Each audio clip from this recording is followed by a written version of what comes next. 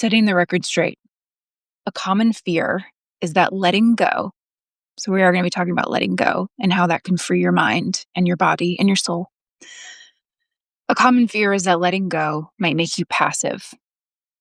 We are often so driven by our pain and fear that it is hard to conceive of any other way of existing. The reality is that letting go will not make you dull, and it certainly will not turn you into a pushover. What it does do is reconfigure your mind so that you are no longer carrying the heavy weight of the past into the present. If you are seeking to reclaim your power, one of the essential steps is realizing how much of your power you have given up to the hurt of the past and your fears of the future. How much energy are you giving up focusing on things that have already happened, dwelling on them, or worrying about what outcomes might happen in the future, worrying about something that you have no control over? We give up so much of our energy to that almost every single day. I do it. I do it all the time. I am aware of the fact that I'm doing it. And sometimes it feels like I am heading towards a wall and the brakes aren't working. It's like I see it, I acknowledge it, and I feel like I don't have a lot of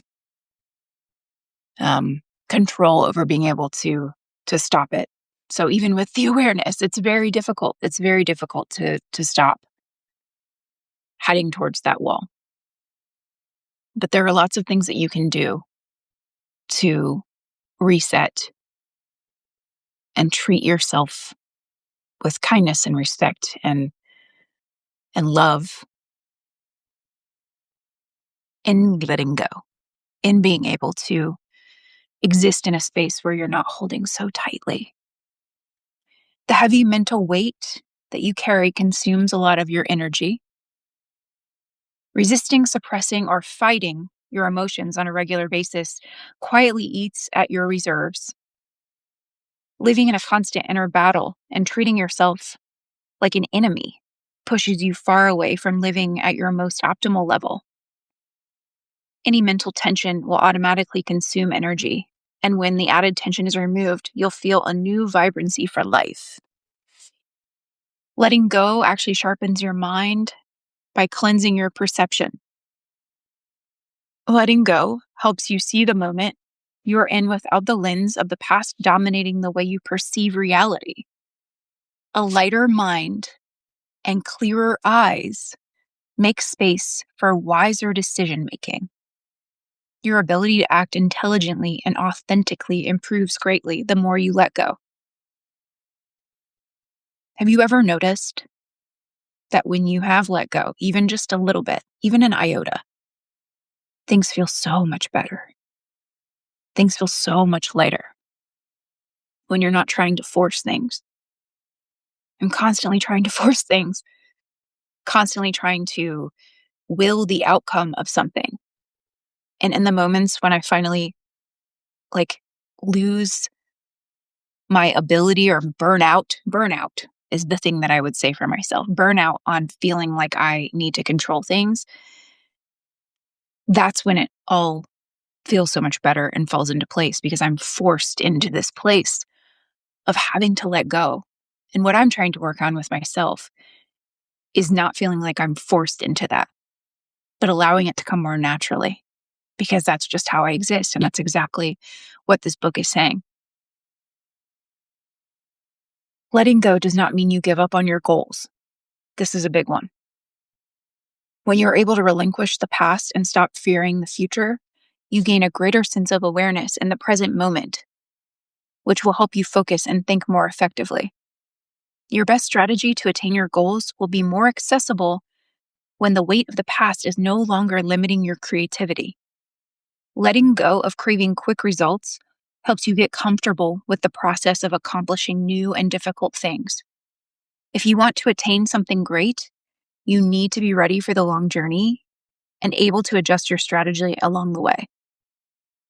So there is a common misconception that if you're not holding on to something so tightly, you don't want it enough. You don't care about achieving it enough. But quite the opposite works in your favor. Letting go does not mean you are giving up on your goals. Store that away. Remember that. Letting go does not erase the tough times that have happened. The key is to release the heavy attachments you have to these thoughts, because these thoughts are taking hold and controlling your life. You are giving up your energy and your power to these things that you can't do anything about anymore. The only thing that you can do is choose to let it go. You will be much happier and much lighter once you're able to do that. These memories will still appear from time to time, even after a deep healing has happened. But you know your effort has made a difference when you no longer react to these memories with the same intensity as before. Look for the moments of growth. Even if they're just these like tiny moments of growth, that's a big deal, okay? When you notice that something is bothering you a little less than it did yesterday or a week ago or a year ago, that means that you are growing. That means that you are becoming a better, lighter version of yourself. As a sign of victory, you can let tough thoughts and emotions pass without allowing them to dominate your mind or control your actions. And then finally, letting go does not make you cold-hearted. Letting go actually decreases self-centeredness and allows love to come forward much more unconditionally and with greater strength. It is hard to love yourself and others well when your mind is consumed with tension and craving control. Love shines brightest when it is shared in the present moment. When you put yourself through the process of letting go, you gain greater access to the here and now. You're grounded. You're present. Ultimately, letting go is a mental state of clarity where you no longer cause yourself extra suffering. Understanding that you can benefit from letting go is critical. But the next step is finding your practice so that you can start your own deep healing work.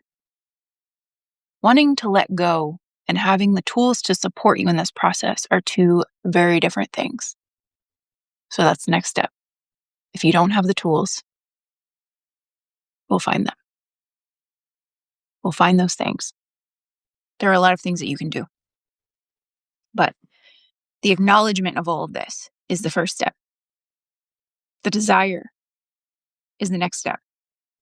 And then implementing the tools is the one right after that.